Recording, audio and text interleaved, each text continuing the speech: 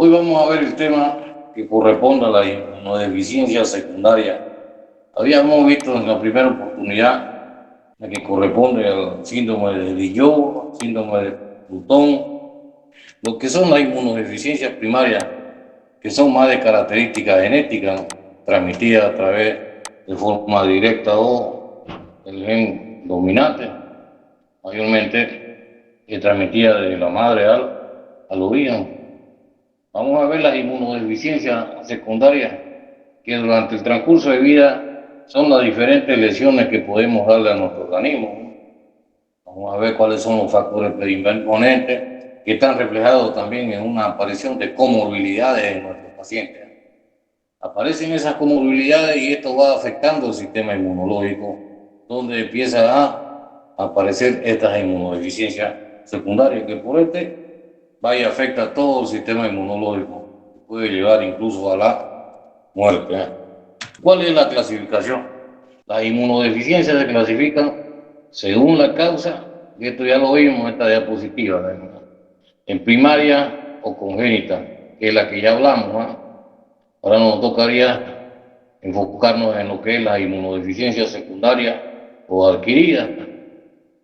También la clasificación según componente, la primaria como componente único y la secundaria como un deterioro global del organismo. Siempre son una consecuencia o sea, secundaria a una alteración patológica o a una morbilidad o comorbilidad, si ustedes quieren. Según las funciones deterioradas en el organismo, la primera está a nivel humoral, que quiere decir que más es genético, ¿no? Y la segunda son afectaciones a nivel celular, estamos hablando ya de la célula propia que compone nuestro organismo. Sabemos, por ejemplo, que en el transcurso de la vida, en la primera etapa de la vida, hasta los 14 años, 13 o 14 años, es fundamental el timo, ¿no? Esto permite, por ejemplo, diferenciar las células T, un CD4, CD8, con la finalidad de que el sistema inmunológico vaya aprendiendo de diferentes antígenos que se van presentando durante el transcurso. Hablábamos que el sistema inmunológico se desarrolla hasta los 5 años, ¿no? Desde los 2 hasta los 5 años, pero permanece en funciones por el timo hasta los 13 o 14 años. De ahí para adelante evoluciona el timo y empieza a hacerse cargo la médula ósea con las diferentes células, como es linfocito B, la producción de linfocito B. Eso no quiere decir que en la primera etapa también la produce, pero al haber una evolución, entonces ya queda a cargo la médula ósea tanto de la producción del linfocito B como del linfocito, como la diferenciación del linfocito T. Pero ¿qué sucede, por ejemplo, en la periferia de nuestro organismo, a nivel celular? Si estamos hablando, por ejemplo, de alteraciones, van a ver, por ejemplo, que tenemos granulocitos, macrófagos, células natural killer y componentes de complementos, lo que hacen, por ejemplo, el complemento C1K, C1RS, C4C2, C4A, C1B, MB. Pero todo esto funciona y es primordial en esta otra etapa de vida el funcionamiento del sistema de complementos, que por supuesto el hígado tiene que estar desde un 80 al 100% en sus funciones normales. Es por esto que van a ver, por ejemplo, en algunas enfermedades, como por ejemplo personas que son diabéticas, al final de cuentas va disminuyendo las funciones, va disminuyendo la función renal, va atacando lo que es el hígado por el uso de medicamentos discriminados y todo por la enfermedad misma que se va complicando conforme pasan los años y produce una hepatitis. A producir una hepatitis entonces afecta al sistema de complemento y va a afectar nuestro normal funcionamiento de lo que es el sistema inmunológico. Y peor aún si estas enfermedades empiezan a atacar desde la primera etapa de la vida. Estamos hablando desde que nacen hasta que el organismo va sufriendo alteraciones y va a llegar un momento en que no va a resistir y produce la muerte del paciente, ¿ya? Esto sucede en enfermedades que son crónicas. Entonces, hoy nos toca hablar de las inmunodeficiencias adquiridas, aquellas que, por ejemplo, durante el mal comportamiento alimenticio, la ingesta indiscriminada de medicamentos, el estrés, que es una causa fundamental para la aparición de enfermedades o para que usted pueda defenderse de algunas enfermedades, la desnutrición en nuestros pacientes, la edad. Es muy diferente atender pacientes menores de 5 años o de 5 a 25 años o de 25 para adelante, o mayores de 30 o mayores de 50 o mayores de 60. Entonces, esto lo tienen que tener ustedes bastante claro, ¿no? Y ahí aparecen un sinnúmero de enfermedades que a la larga afectan el sistema inmunológico.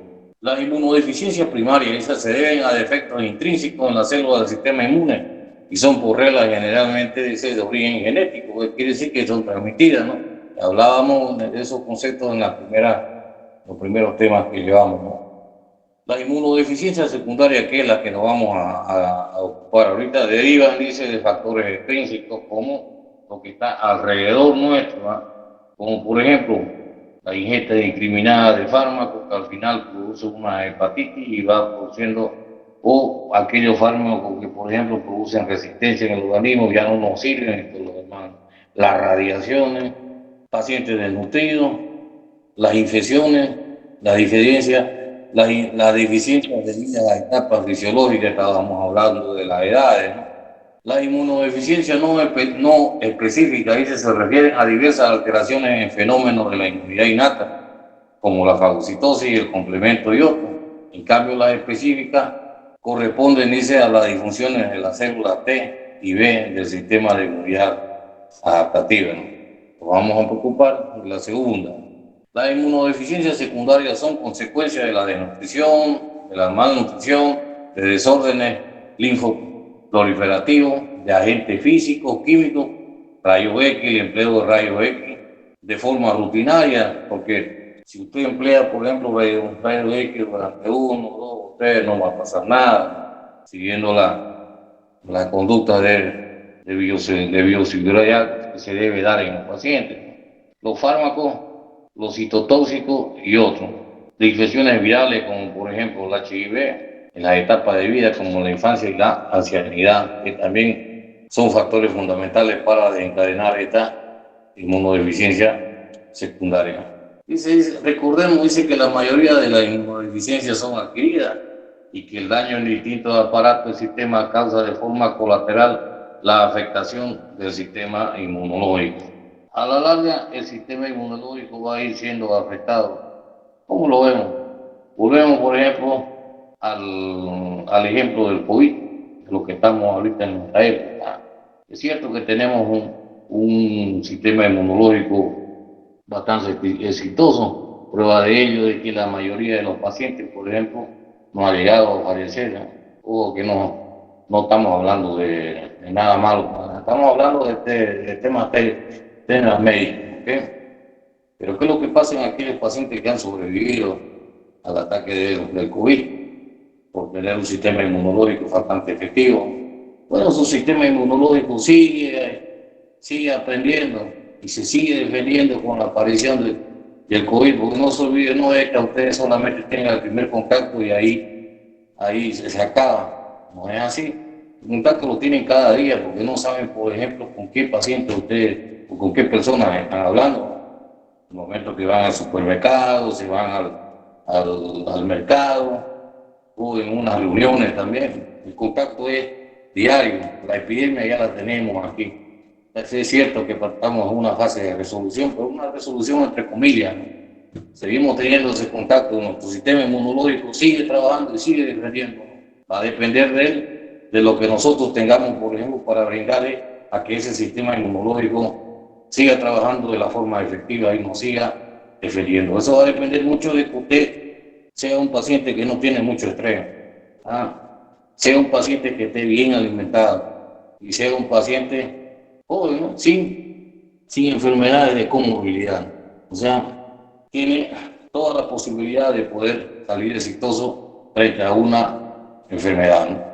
Bien, dice, la malnutrición o desnutrición es la más frecuente en los países en vías de desarrollo. Es cierto, en nuestro país la desnutrición, no quiero ser mentiroso, pero pongamos un número X, póngase que sea el 14% de toda la población.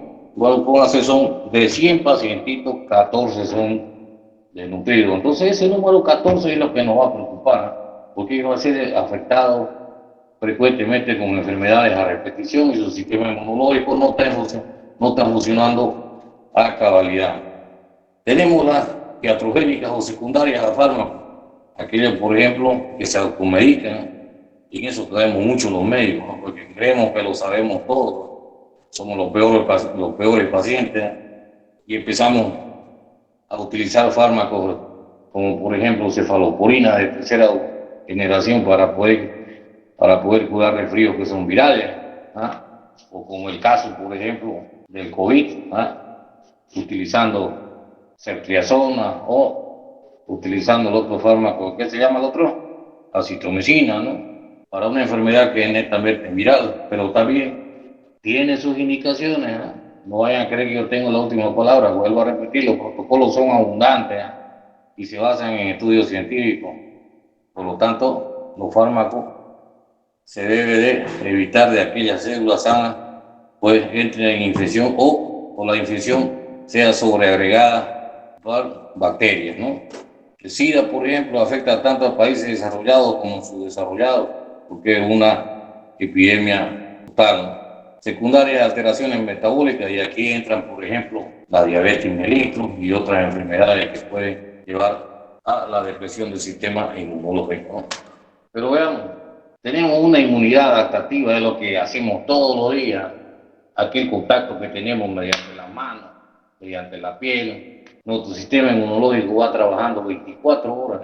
Pero sí, este sistema inmunológico constantemente lo estamos agrediendo, ¿no? Como por ejemplo, con las enfermedades que ya les mencionaba, con los factores como desnutrición, VIH, el estrés, enfermedades, por ejemplo, que suceden en pacientes que son la tercera edad, los traumas que se suceden en la vida, la esplenectomía y aquellas cirugías que se van haciendo durante el transcurso de la vida, drogas inmunosupresivas y alteración del sistema metabólico. Aquí entra lo que es la diabetes y algunas drogas que empleamos, por ejemplo, y que necesitamos en la vida diaria en algunas personas, pero que en realidad se va alterando el sistema de adaptabilidad inmunológica. Entonces esto produce una inmunodeficiencia que nos va a llegar a una infección, ya sea bacteriana, viral, fúngica o por parásito, o en su caso nos va a llevar a una creación o una formación tumoral. Y dentro de la teoría, por ejemplo, del cáncer está por la alteración anatómica de la célula, producto de una agresión de un antígeno externo y el ataque del sistema inmunológico. Entonces va a producir que la alteración anatómica normal se vaya alterando, y esto va produciendo de que se traspase el material genético alterado a otras células, y eso va llevando a la formación de un tumor. Es una de las teorías. La inmunodeficiencia secundaria dice resulta de una variedad de factores que pueden afectar a un huésped con un sistema inmune intrínsecamente normal, como sucede en esta fecha. La mayoría de los pacientes que han sido afectados por el COVID son pacientes jóvenes que tienen un sistema inmunológico exitoso o normal, ¿no? Pero si a eso agregamos los factores que anteriormente mencionamos, entonces estamos en problemas, ¿no? ¿Cómo lo agredimos? A través de agentes infecciosos, condiciones ambientales, lo que nos rodea. ¿A qué se refiere esto? Por ejemplo, en la TB. Se dice que la TB se desarrolla mucho en los países en vías de desarrollo. No vamos a hablar de celulitis para nada. ¿Por qué? Porque el hacinamiento de cada hogar son hogares que tienen entre 5 componentes, ¿no? Es decir, mamá, papá, más hijos, ¿no? Con 5 personas viven en un solo cuarto de un hacinamiento, y eso produce la propagación de la enfermedad. Entonces, digamos, las condiciones ambientales. Estas condiciones ambientales pueden provocar una desnutrición en los mismos componentes familiares que están en el área del hacinamiento. Por lo tanto, una condición ambiental que es negativa para el diario vivir, ¿no?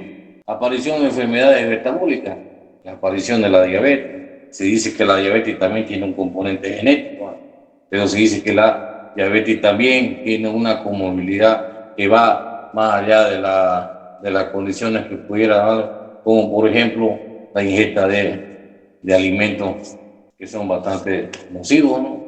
El empleo de fármacos también, las automedicaciones que ya lo estábamos hablando, y algunos fármacos que en realidad afectan.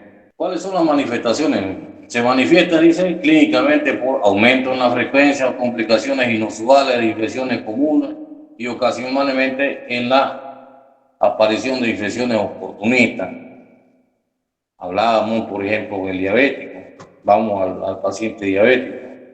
Son pacientes que cualquier día no se puede curar de la noche a la mañana, como sucede en un joven, por ejemplo. El paciente diabético empieza a tener, por ejemplo, úlceras de los pies, que pueden dar origen a un pie diabético, o puede afectar el ojo también por una retinopatía diabética. Entonces, estamos hablando de enfermedades que aparecen. Si a esto lo agregamos en enfermedades bacterianas, entonces estamos hablando de problemas en el paciente, ¿no? El amplio espectro de presentación dice, depende de la magnitud del agente externo, el ofensor y la susceptibilidad del huésped.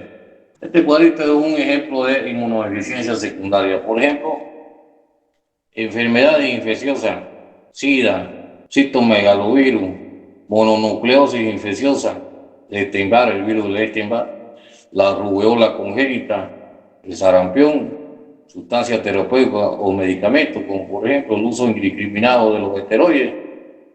¿Y dónde vamos a ver este uso indiscriminado de los esteroides? Aquellos pacientes que tienen artritis reumatoidea. Se dice que el proceso de la artritis reumatoidea, ya vamos a hablar de la enfermedad cuando estemos llevando el tema en práctica, es una inflamación progresiva que produce, por ejemplo, una compresión a nivel de los nervios. Entonces esto hace que se produzca dolor permanente, ¿no? Y los pacientes van tomando diferentes aires, ¿no? Cuando llega el momento de un aire ya no les sirve, empiezan a echar mano de los corticoides, ¿no? Y los corticoides ya sabemos que no podemos utilizarlos más allá de 3 días, sino es mediante observación de médicos, ¿no? Porque más allá de 3 días no puede producir un síndrome de Cushing, ¿no? Las radiaciones también, los inmunodepresores que producen cáncer, aquellos pacientes que están tomando medicamentos inmunodepresores, ¿eh? Aquellos que tienen cáncer, los sueros antilinfocitarios T, las enfermedades neoplásicas y sanguíneas, dice, el linfoma, la enfermedad de Hodgkin, van a tropezar ustedes y van a ver pacientes con enfermedades de Hodgkin en el trayecto de su vida profesional, pacientes con leucemia también van a ver, ¿eh? Esto es bastante frecuente en nuestro medio, tanto en niños como en jóvenes y en adultos, más que todo. Los mielomas, las neutropenias, las anemias plásicas y las anemias falciformes, ¿no? Las enfermedades metabólicas como la enteropatía por pérdida de proteínas, el síndrome nefrótico que es frecuente también en nuestro medio, la diabetes, la desnutrición o la malnutrición, el traumatismo y cirugía, como por ejemplo en pacientes que han sufrido quemaduras, pacientes que han sufrido una esplenectomía o el empleo de la anestesia. Se dice, por ejemplo, que empleando en cada cirugía que se emplea una anestesia, se dice que le acorta la vida entre 10 a 15 años. No quiero entrar en polémica, pero supuestamente esos son los parámetros, ¿no? Otro, por ejemplo, en varios, el lupus eritematoso, que tiene un componente del estrés en la aparición. El componente mayor del 70% se da en pacientes que tienen mucho estrés, ¿eh? Aparece el lupus eritematoso, pero también tiene un componente genético también. La hepatitis crónica, que a la larga, por ejemplo, esta viene de una hepatitis aguda, estamos agrediendo el hígado por el empleo de medicamentos o, en su caso, como sucede en las personas drogadictas o alcohol, ¿no? El síndrome de Down, que es una enfermedad genética, pero que también en aquellas personas que lo tienen va afectando su sistema inmunológico y lo que acorta el periodo de sobrevida del paciente. Eventos y etapas vitales normales, ¿eh? Periodos natales, aumenta la susceptibilidad a infecciones comunes y oportunistas, la edad, las infecciones también. Disminuye el número de células B en la zona marginal y en tejido linfóide. La expresión disminuida del CD21 de células B limita su capacidad de desarrollar una respuesta específica. Estamos hablando si existen problemas, por ejemplo, en la madre, aquella madre que tiene problemas de diabetes. No quiere decir que el niño va a nacer con diabetes, no es así, pero se puede dar el caso. Son niños que, por ejemplo, son macrosómicos, son bastante grandes, pesan más allá de 4 kilos. Son niños que tienen problemas de adaptabilidad dentro del útero. Eso lo vamos a ver también cuando estemos tocando otro tema específico. El periodo neonatal, la inmunidad de memoria está ausente, los bajos niveles de inmunoglobulina G. Esta es importante porque es la que le protege, la inmunoglobulina G materna al niño. Disminuye, afecta la reserva de neutrógenos, afecta la función de los neutrógenos, la actividad de los linfocitos NK killer, la transmisión de señales de los receptores tipo TOR, afecta la producción de citocina y, por supuesto, los componentes de complemento. En los adultos mayores, aumenta el riesgo de infecciones y enfermedades, ¿no? Defectos de infusión inmune, disminuye la inmunidad celular para antígenos específicos, la oligoclonicidad de células T, el repertorio de células B está restringido y la disminución de la capacidad de secretar factores de crecimiento hematopoyético está disminuido. Por lo tanto, no hay una formación normal de neutrófilos. Por lo tanto, la inmunidad innata está afectada y por producto de aparición de enfermedades crónicas más todavía mayores. ¿Cuáles son las infecciones más frecuentes? Dicen el paciente de la tercera edad.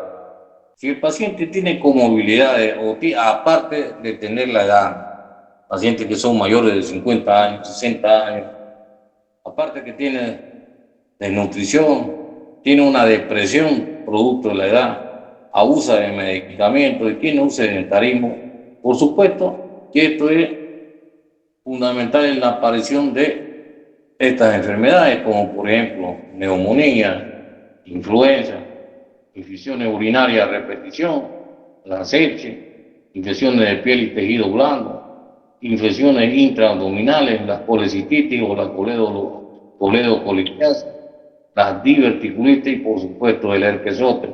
Pero en instancia, si son enfermedades de la tercera edad, y van a ver pacientes de ustedes que son jóvenes con herpes zóster, ¿no? Que el componente también tiene mucho que ver con la edad y el estrés, ¿no?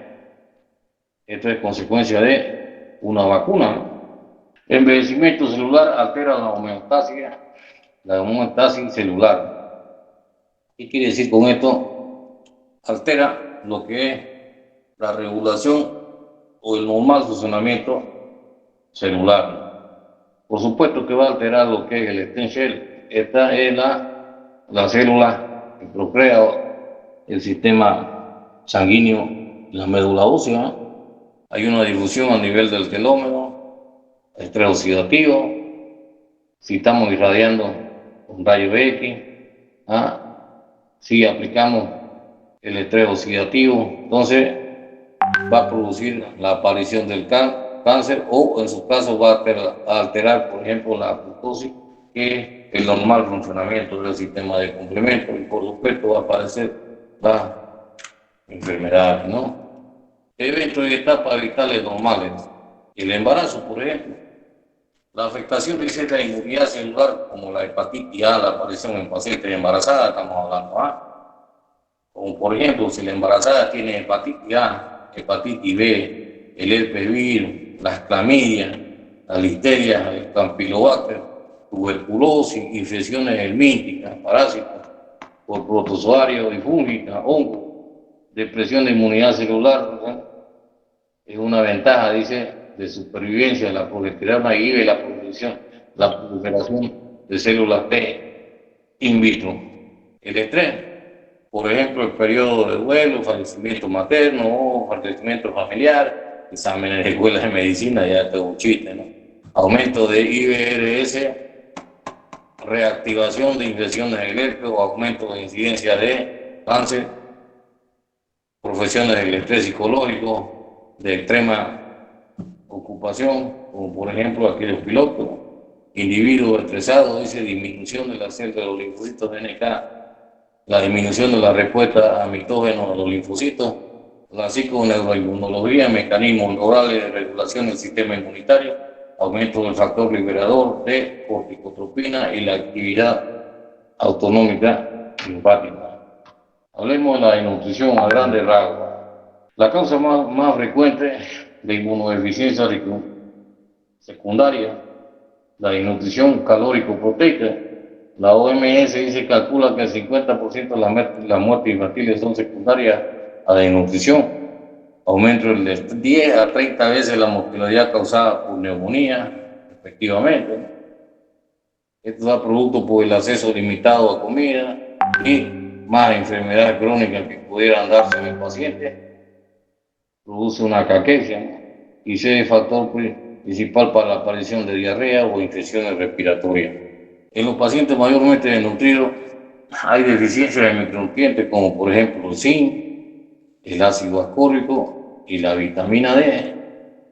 Estos tres factores es lo que por ejemplo están empleando mucho en el tratamiento del COVID. Esto hace que disminuya la actividad de los macrófagos para patógenos extracelulares como el Mycobacterium tuberculosis. Por eso la aparición en estos pacientes de la TB disminuye la respuesta celular y debilita la barrera de las mucosas.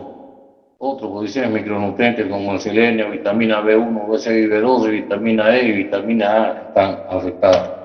La malnutrición produce una inmunodeficiencia secundaria, por supuesto, una deficiencia producto de la malnutrición, ¿no?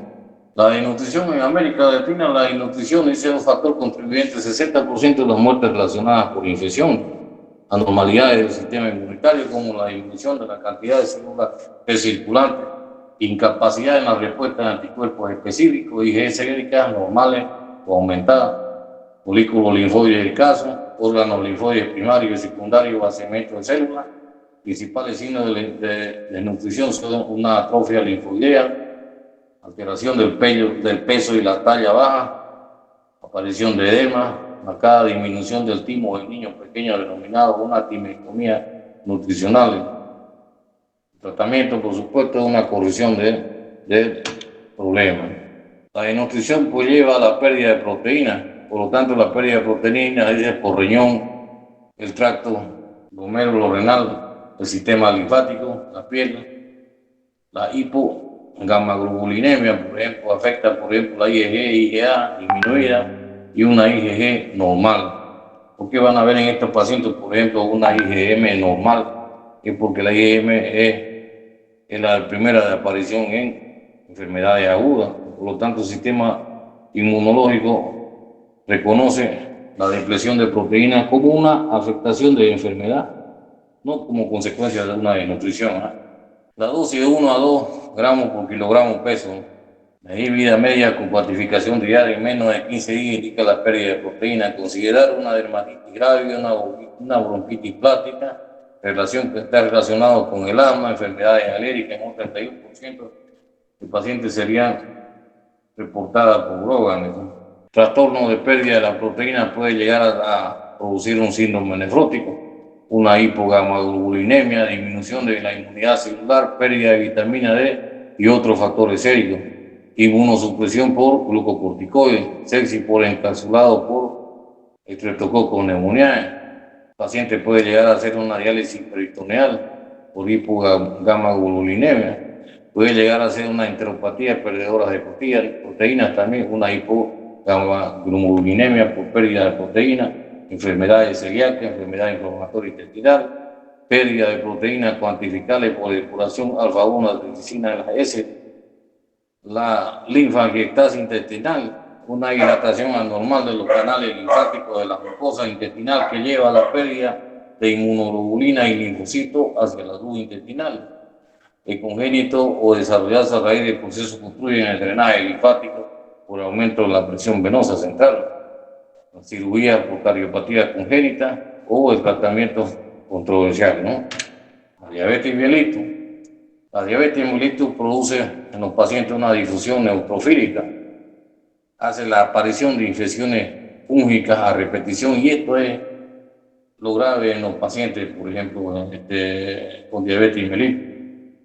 Empiezan a aparecer enfermedades fúngicas, que esto a la larga, pues, se agrega una afectación bacteriana y hace estragos en el paciente, ¿no? La disminuye, dice, la linfoproliferación inducida por nitrógeno, una hiperglicemia, una fagocitosis defectuosa y la disminución de la quimiotaxis, anergia de células T, candidiasis diseminada, una cigomicosis rinopulmonar y una otitis maligna por Pseudomonas aeruginosa. Si en el paciente con diabetes mellitus hay alteración del metabolismo de la glucosa, hay una deficiente irrigación sanguínea distal y hoy hay una degeneración celular marcada, eso se produce una susceptibilidad a infecciones a repetición. La diálisis y la uremia, estamos hablando de la hemodiálisis y la diálisis peritoneal. La hemodiálisis disminuye la función de las células T, una anemia cutánea, disminución de la producción de anticuerpos en el paciente, compromiso de la función de neutrófilos y de células dendríticas, baja función y expresión de receptores FC y de inmunoglobulina E. La diálisis peritoneal dice, no hay defectos, por ejemplo, en el sistema inmunitario. La depresión de la función de neutrófilos peritoneales se da, la remoción de factores para la ozonificación con el dializado, la inmunoglobulina y el complemento, presencia de cuerpos extraños en forma crónica. La cirrosis hepática, ¿cómo afecta? Es la reducción del metabolismo hepático, niveles altos de glucocorticoides endógenos. El cortocircuito de la sangre portal reduce la capacidad de la célula de Kugel para depurar partículas ozonizadas. La hipocomplementemia, dice, reduce la actividad ozónica sérica, hace la aparición de sepsis o la peritonitis bacteriana. Las enfermedades genéticas, como por ejemplo la trisomía 21, el síndrome de Turner y una fibrosis quística, contribuyen también, se las considera una comorbilidad en esta inmunodeficiencia secundaria, que es lo que da un aumento de la incidencia de las infecciones leves. Por ejemplo, aumentan los casos de abscesos cutáneos en el paciente, la periodontitis, ¿no? Y la difusión fagocitaria, el síndrome de Turner, el aumento de la frecuencia de la infección respiratoria, hay una hipogamma-globulinemia, como hallazgos inconscientes, ¿no? La fibrosis quística, que es el trastorno de la inmunidad innata, una sinusitis por neumonía o la aparición de pseudomonas. Terapia inmunosupresora, inmunomoduladora y antiinflamatoria en aquellos pacientes que están recibiendo este tipo de terapia. Las moléculas de actividad inmunosupresora, como por ejemplo corticosteroides, inhibidores de calcineurina, agentes citotóxicos, produce una deficiencia en la respuesta celular y hay una predisposición a infecciones virales y fúngicas. ¿Qué producen los glucocorticoides? Afectan las células T en la reducción del número de células circulantes de la producción de interleucina 2, las más importantes. Afectan los granulocitos, una disminución del número de mucilófilos y basófilos y aumento del número de neutrófilos circulantes. En las células endoteliales hay una reducción de la permeabilidad de los vasos y la expresión de la molécula de adhesión. Además, disminuye la producción de interleuquina 1 y la prostaglandina. En los fibroblastos, una disminución de la producción de fibronectina y prostaglandina. Hay medicamentos citotóxicos que también afectan el sistema inmunológico, como la ciclofosfamida, actúa en la alquilación covalente y es citotóxica. El mecofenolato es inhibidor de la síntesis de las purinas que bloquea la proliferación del linfocito, afecta en mayor o menor medida tanto en la función de los linfocitos T como en los linfocitos E. El metotrexate, que se emplea mucho, bloquea una síntesis de ADN dependiendo del ácido fólico, afecta fundamentalmente la síntesis de inmunoglobulina.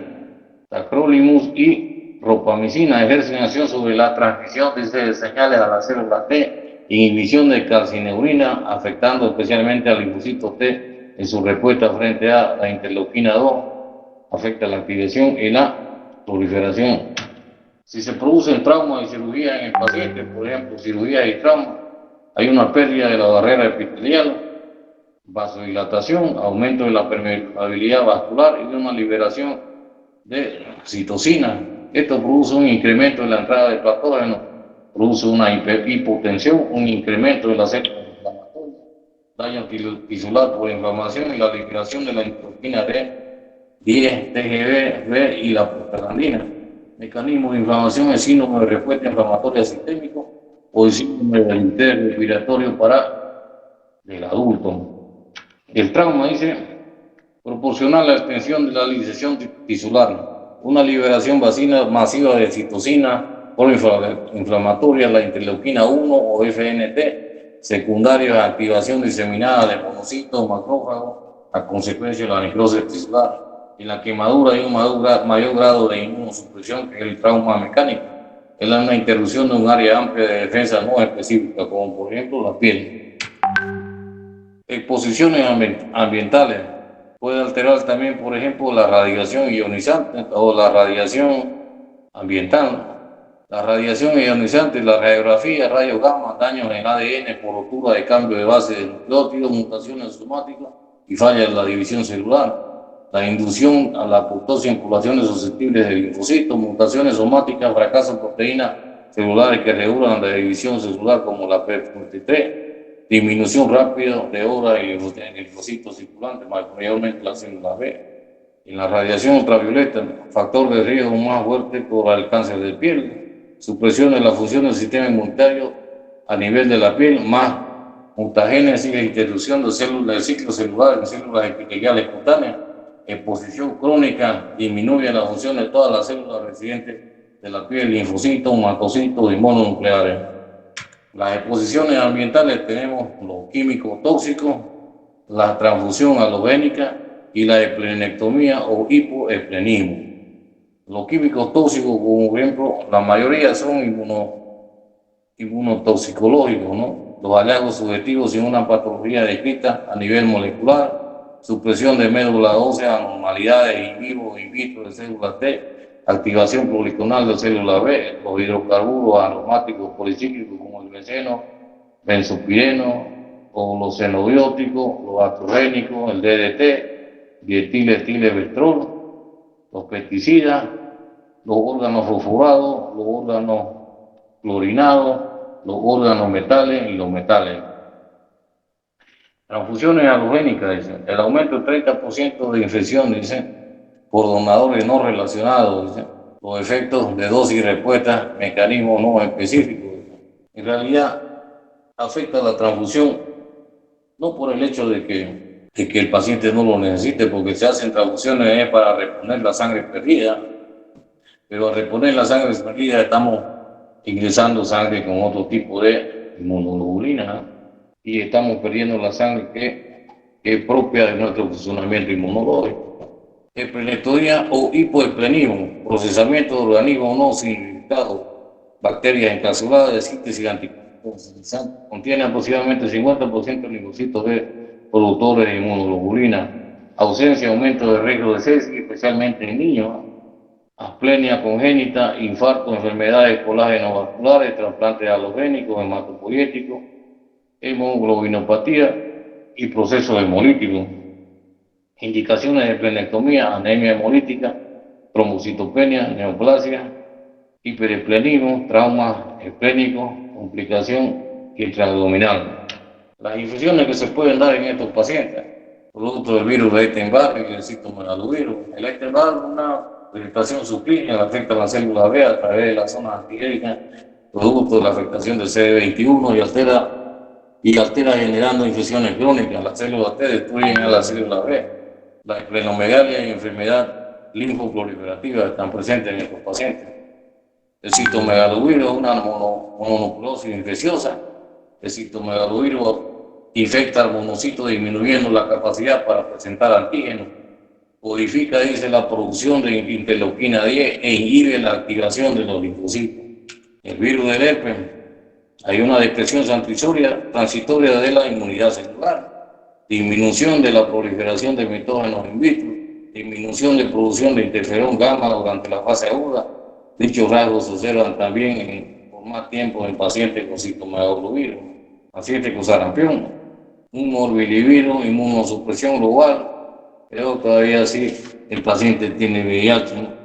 El países subdesarrollados en nutrición, infección en superinfección letal, neumonía, otitis media, gingivotomatitis, laringotraqueobronquitis, virus y bacterias adquiridos en la comunidad, linfopenia de células T, vaciamiento de áreas dependientes de células T, ganglio vivazo, alergia cutánea, disminución de la respuesta proliferativa a mitógenos, disminución de producción de antígenos, trofismo directo de virus por la célula B. Y por último, aquellos pacientes padecen en las enfermedades también como las bacterianas, las micobacterianas y por supuesto los parásitos. Las bacterias son superantígenas, afectan los superantígenos, uniones simultáneas de antígenos en clase 2, la célula T o aumento inicial o una disminución, y el superantígeno, la capacidad de biológicas particulares, ¿no? Aquellos pacientes que tienen una bacteriemia sobregada, ¿no? Y las micobacterias es una infección crónica y replicación en el interior de fagocitos, monocitos y macrófagos, producto de superficie y secretados por micobacterias inhiben la capacidad celular de las células infectadas para destruir al invasor. Evitan la cooperación normal con otras células en la coordinación de la respuesta inmunitaria. Aumenta el riesgo de la infección secundaria en los parásitos, protozoos, malaria y alteración de la función de los macrófagos, inducción de células T, esquitosoma o el tripanosomiasis. Y por último, no vamos a referir nada más al síndrome de inmunodeficiencia adquirida, porque esto lo vamos a llevar como un tema aparte en lo que es en práctica, ¿no? El HIV se infecta la célula TCD4 y conduce a su destrucción con la pérdida concomitante de la inmunidad mediada por células, lo que da lugar a infecciones oportunistas y a la mortalidad. Los pacientes con SIDA no mueren por SIDA, mueren por infecciones sobrecargadas, mayormente mueren por deshidratación producto de salmonela, ameba, o en su caso por neumonía, producto de hepatitis carini, o por infecciones sobrecargadas como tuberculosis, medio, diarrea por deshidratación, ¿no? Bien, hasta aquí terminamos la clase de hoy. Muchas gracias.